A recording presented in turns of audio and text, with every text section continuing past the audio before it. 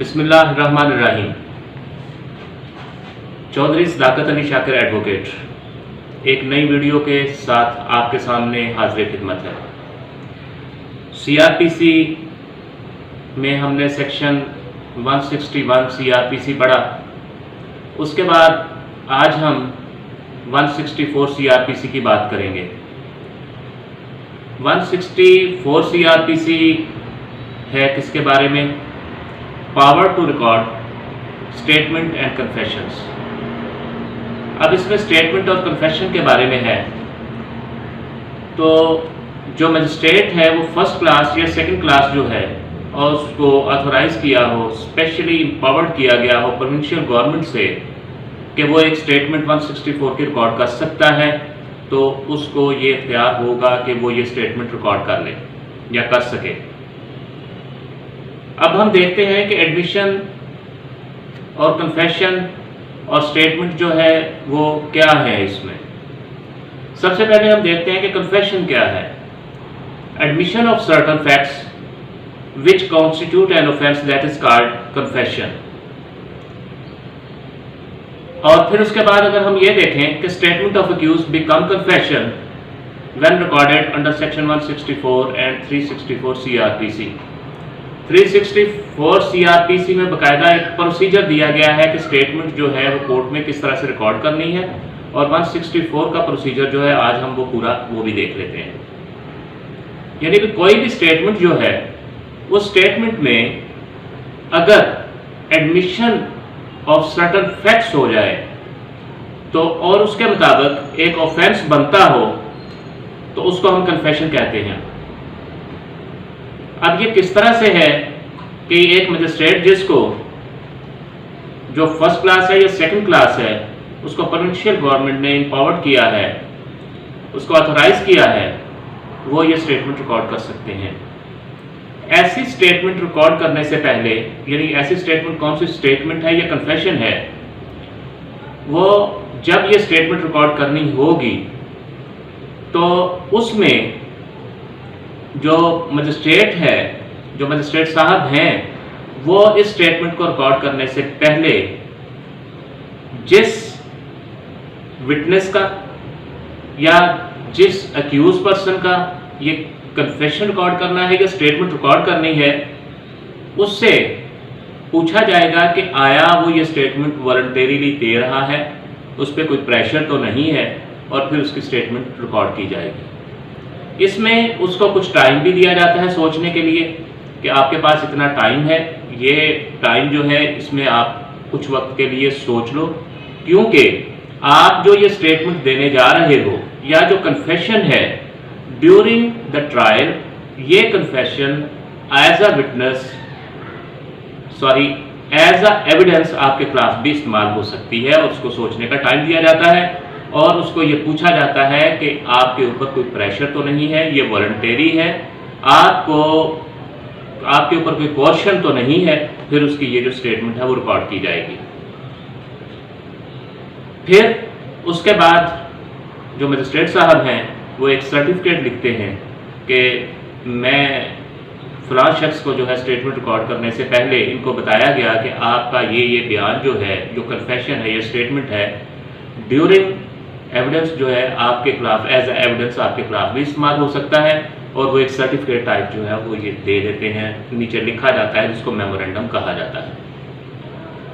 और ये भी है कि ज़रूरी नहीं है कि ये जो 164 की स्टेटमेंट रिकॉर्ड करने वाले मजिस्ट्रेट साहब हैं उसको इस पे जुरिस्डिक्शन हो जब वो ट्रायल करना है, या उनको जुरिस्डिक्शन नहीं है।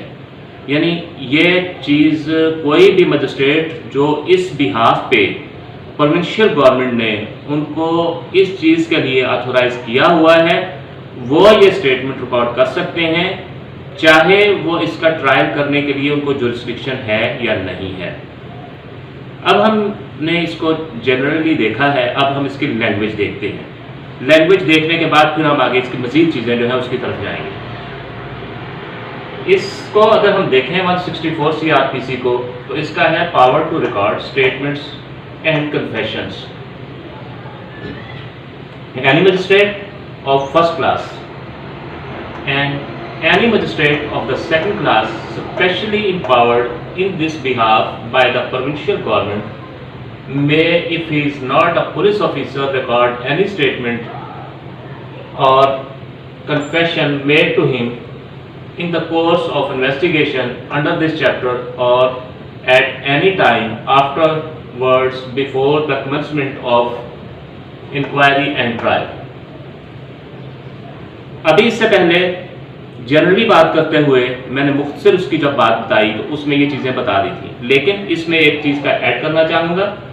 मजिस्ट्रेट वही, जैसे कि हमने कहा कि फर्स्ट क्लास और सेकंड क्लास उनमें से कोई भी हो सकते हैं और उनको specially empowered in this behalf by provincial government ने उनको इस सिलसिले में एम्पावर किया हो। ही is not police officer record any statement और confession made to him in the case of investigation under this chapter, confession made to him in course of investigation under this chapter or at any time afterwards before the commencement of inquiry and trial। दो चीज़ें बता दी गई जो बड़ी वाज़ेह और clear है, यानी इसमें before the beginning of investigation ये नहीं हो सकती, यानी during the course of investigation होगी। एक बात ये हो गई कि during the course of investigation हो रही है, आईओ जो है मजिस्ट्रेट साहब के सामने पेश करता है कि ये कन्फेशन या कोई स्टेटमेंट देना चाहते हैं तो वो स्टेटमेंट होगी। जैसे कि कोई खातून है, कोई लड़की है, वो अबडक्शन केस में जाती है, उसको रिकवर किया जाता है और एफआईआर में ये मौक़िफ़ होता है जो कंप्लेनेंट है कि इनको जो है अगवा किया गया था। अब वो जब बाजियाब होती है तो वो लाई जाती है तो वो कोर्ट के सामने आके ये एक स्टेटमेंट देना चाहती है कि मुझे किसी ने अगवा नहीं किया, मैं खुद अपनी मर्जी से गई थी। तो ये एक इन्वेस्टिगेशन के प्रोसेस में ऐसे हो सकता है। बाज़ औक़ात कुछ मुल्ज़मान होते हैं, वो जो आके कन्फेशन करना चाहते हैं तो उनकी कन्फेशनल स्टेटमेंट इस तरह से रिकॉर्ड कर ली जाती है। बहरहाल हम बात कर रहे थे कि बिफोर बिगिनिंग ऑफ इन्वेस्टिगेशन जो है वो 164 की स्टेटमेंट नहीं हो सकती, जब during the course of investigation उसको पेश किया जाएगा तो होगी। और दूसरी बात यह है कि after the commencement of inquiry और ट्रायल, यानी इंक्वायरी और ट्रायल के प्रोसीजर के बाद नहीं होगी। इंक्वायरी और जो इंक्वायरी और उसका ट्रायल जो है उसके स्टार्ट होने से पहले ये 164 की स्टेटमेंट जो है वो रिकॉर्ड की जा सकती है। इसका ये जो था, अब सब सेक्शन 1A क्या कहता है? Any such statement may be recorded by such magistrate in the presence of the accused and the accused given an opportunity of cross examining the witness making the statement. ये बड़ी अहम बात है। ऐसी कोई भी स्टेटमेंट जो रिकॉर्ड की जाएगी वो इन द प्रेजेंस ऑफ अक्यूज्ड होगी। जब अक्यूज्ड को जब नोटिस किया जाएगा, पहले सबसे पहले जिसकी ये कन्फेशनल स्टेटमेंट है या दूसरी कोई कन्फेशनल स्टेटमेंट है या कोई दूसरी स्टेटमेंट है, उसकी रिकॉर्ड करने से पहले नोटिस दिया जाएगा दूसरे को, अक्यूज्ड को या अक्यूज्ड को, कि आप इस केस में पेश हों। जब वो पेश होते हैं तो उनको एक क्रॉस एग्जामिनेशन का अपॉर्चुनिटी दी जाएगी कि आप क्रॉस एग्जामिन कर सकते हैं। फिर उसके बाद सब सेक्शन 2 जो है, such statement shall be recorded in such of the manners here and after prescribed for the recording evidence as is in his opinion best fitted for the circumstances of the case. Such confession shall be recorded and signed in the manner provided in the section 364, and such statement or confession shall then be forwarded to the magistrate by whom the case is to be inquired or tried। यानी ये जो statement है उसके ऊपर sign होंगे, देने वाले के साइन, यानी जिसकी स्टेटमेंट, और वो किस तरह से रिकॉर्ड की जाएगी। जो सारा प्रोसीजर जो है वो 364 की स्टेटमेंट में 364 CRPC में दिया गया है कि किस तरह से कोई स्टेटमेंट, कोई एविडेंस लिखी जानी है। उसके ऊपर फिर स्टेटमेंट देने वाले के सिग्नेचर होंगे और फिर उसको फॉरवर्ड कर दिया जाएगा उस मजिस्ट्रेट साहब के पास जिन्होंने इसको इंक्वायरी करनी है या ट्रायल करना है। फिर इसका सबसेक्शन 3 है। सबसेक्शन 2 के बाद उसको हम देखते हैं, a magistrate shall before recording such confession explain to the person making it that he is not bound to make a confession and that if he does so it may be used as evidence against him, and no magistrate shall record any such confession unless upon questioning the person making it he has reason to believe that it was made voluntarily, and when he records any confession he shall make a memorandum at the foot and of such record to the following effect। अब ये है कि magistrate shall before recording such confession, जब उस ऐसा confession कोई लिखेंगे magistrate साहब तो सबसे पहले उससे पूछेंगे कि क्या ये स्टेटमेंट जो है आप वॉलंटरीली दे रहे हो। अगर वो वॉलंटरी है तो उसको उसकी ऐसी चीज़ जो उसके साथ नीचे एक मेमोरेंडम लिखेंगे और उसको ये बताया जाएगा कि अगर ये वॉलंटरी है तो ये एविडेंस जो है आपके खिलाफ भी इस्तेमाल हो सकती है। तो कन्फेशन करने से पहले उनको ये सारी चीज़ें जो है उस शख्स को बता दी जाएंगी और उसके नीचे इस तरह का एक मेमोरेंडम होगा। मेमोरेंडम क्या होगा, जैसा कि मैंने पहले बताया था, I have explained and I have explained to, आगे नाम आ जाएगा उसका, that he is not bound to make a confession and that if he does so any confession he may be used as evidence against him, and I believe that this confession was voluntarily made. It was then taken into my presence and hearing and was read over to the person making it and admitted by him to be correct, and it contains a full and true account of the statement made by him। यानी ये एक memorandum जो है कि ये मेरी मौजूदगी में लिखा गया और जिसने ये स्टेटमेंट दी है उसको पढ़ के सुनाया गया और उसने कहा कि ये ठीक है और कि मैं अपनी मर्जी से वॉलंटरीली दे रहा हूँ। नीचे मजिस्ट्रेट साहब के साइन होंगे। अब इसमें नीचे एक एक्सप्लेनेशन दी गई है कि ये ज़रूरी नहीं है कि वही मजिस्ट्रेट साहब ये कन्फेशन मतलब ये जो कन्फेशनल स्टेटमेंट है 164 की या स्टेटमेंट है वो लिखें जिनकी इस पे जुरिस्डिक्शन हो। तो ये जो है इसकी लैंग्वेज है। अब हम आगे इसके बाद देखते हैं कि इसके मेजर पॉइंट्स क्या हैं। 164 की स्टेटमेंट जो है इसमें जो इसके अहम पॉइंट्स हैं, कुछ चीज़ें जो इसकी डिफरेंट जजमेंट से ली गई हैं उसके बारे में अब हम बात करते हैं। स्टेप बाय स्टेप जो 8-10 चीज़ें हैं उनके बारे में बात करेंगे। वैसे जब हमने इसकी लैंग्वेज देखी और जनरली इसको पढ़ा तो उसके बारे में हमने सब कुछ बयान कर दिया। सबसे पहली बात तो ये है, जब हम इसको शुरू करते हैं तो उसमें कन्फेशन का है कि कन्फेशन क्या है। वो मैंने पहले भी बताया कि कन्फेशन जो है एडमिशन ऑफ सर्टन फैक्ट्स होता है विच कॉन्स्टिट्यूट एन ऑफेंस है, और कोई भी स्टेटमेंट जो है व्हेन दैट इज रिटन और recorded under section 164 and 364 CRPC that becomes the confession, कि अगर वो कॉन्स्टिट्यूट करता है कोई ऑफेंस और उसको उसके तहत लिखा जाता है, रिकॉर्ड किया जाता है 164 और 364 के तहत, तो वो कन्फेशनल स्टेटमेंट बन जाती है। अब इसकी स्टेज कौन सी होती है?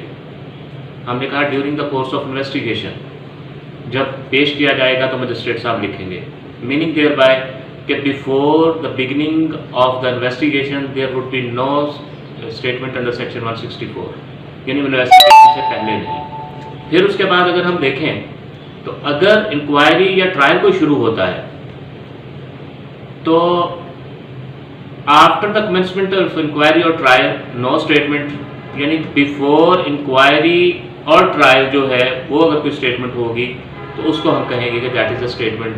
अगर मजिस्ट्रेट फर्स्ट क्लास और सेकंड क्लास स्पेशली एम्पावर्ड है तो उसको लिखा जाएगा स्टेटमेंट को, तो that would call confessional statement और the statement written under section recorded under section 164 CRPC।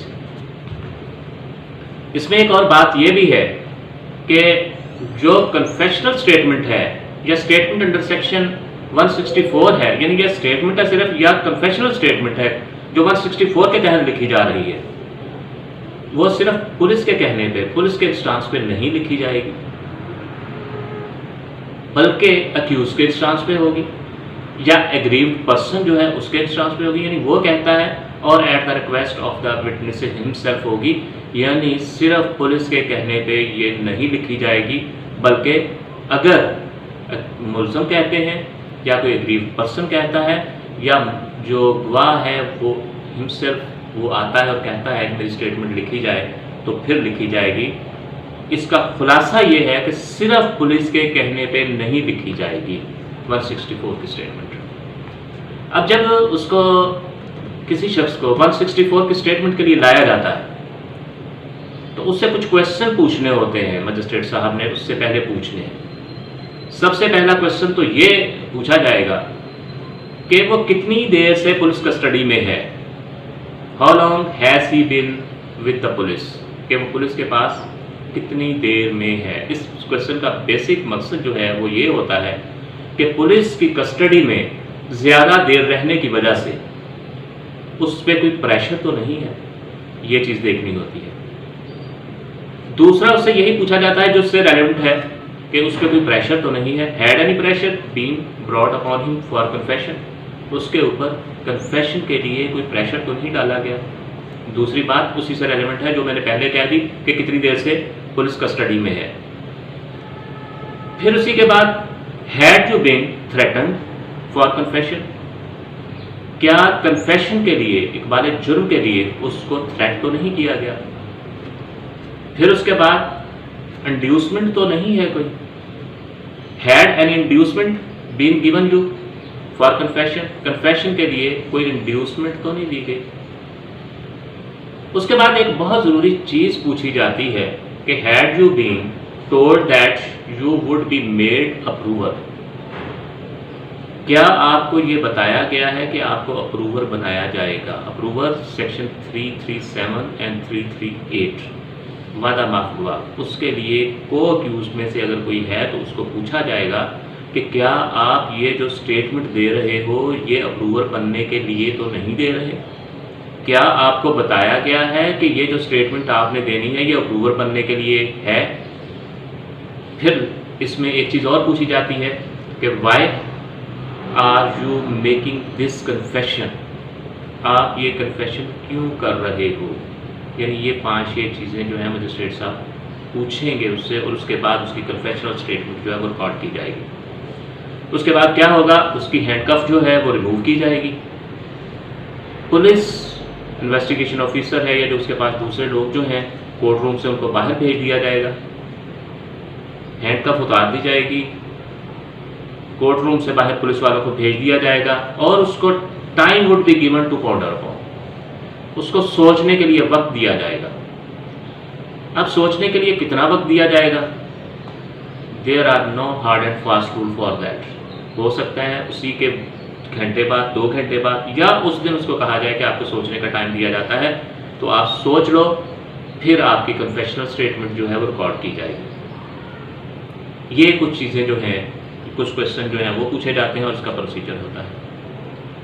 ये किस किस्म की एविडेंस होती है, यानी जब किसी का कन्फेशनल स्टेटमेंट या 164 की कोई भी स्टेटमेंट रिकॉर्ड की जाती है तो ड्यूरिंग ट्रायल ये किस किस्म की एविडेंस होगी।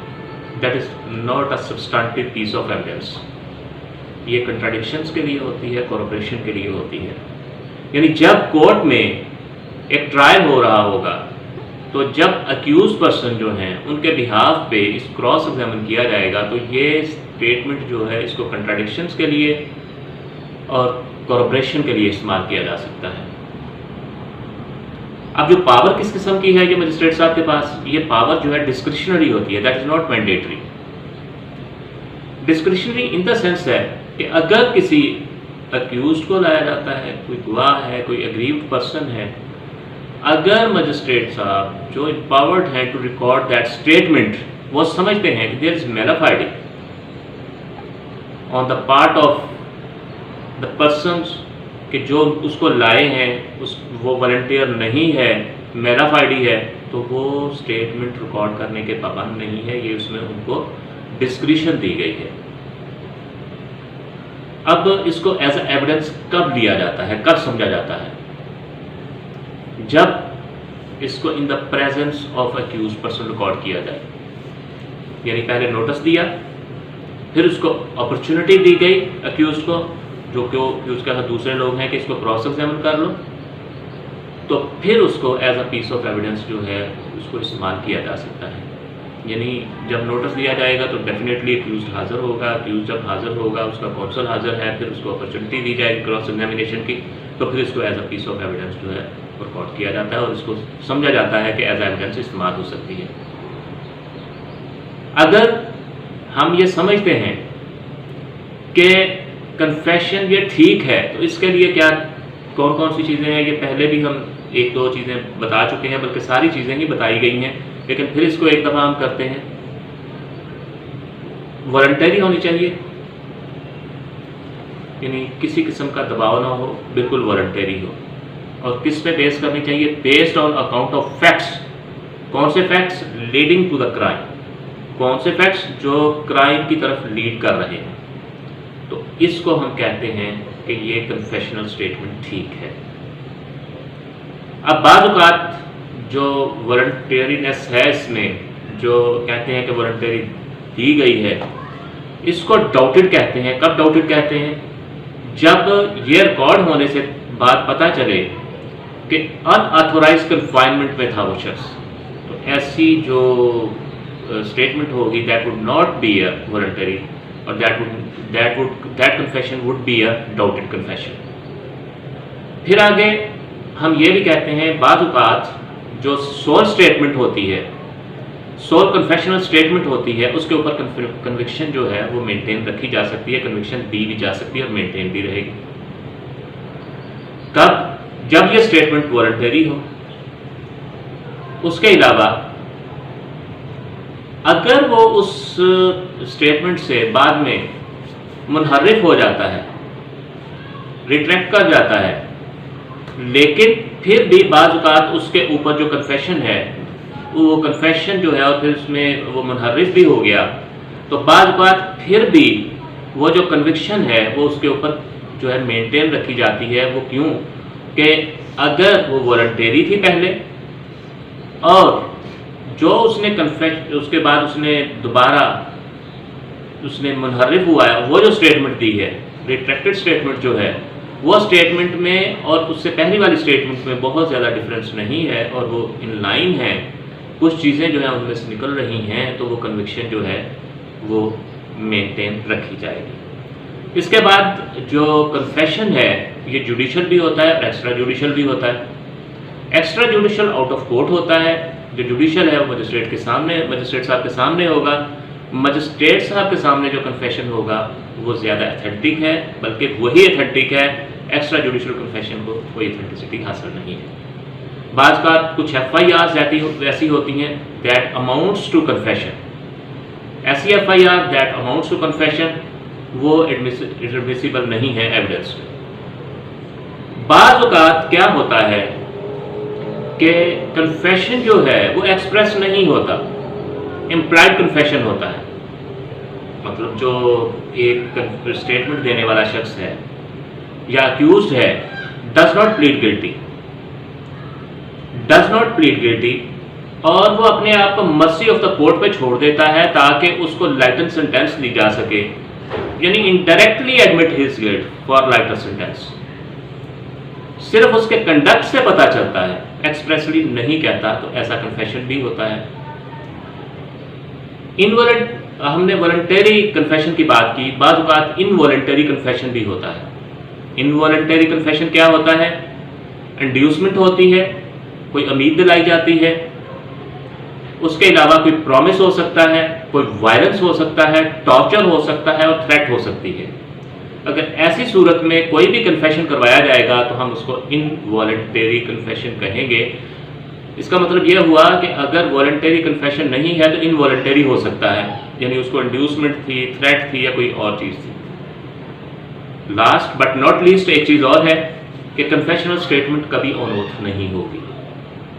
इसमें जो एक वर्ड हम इस्तेमाल करते हैं एक्सकलोपेटरी 64 की जो स्टेटमेंट है, ये स्टेटमेंट होने के बाद ये साइंड भी होती है, इस पर सिग्नेचर होते हैं। जैसा कि हमने 161 की स्टेटमेंट जो कि IO during the course of investigation देता था उसमें साइन नहीं होते थे। ये हमने इसके बारे में सारी चीज़ें जो है देखनी है।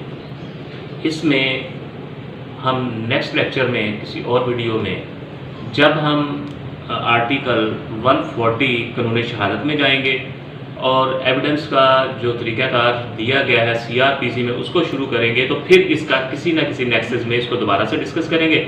उस वक्त तक के लिए इजाज़त दीजिए। अल्लाह हाफ़िज़।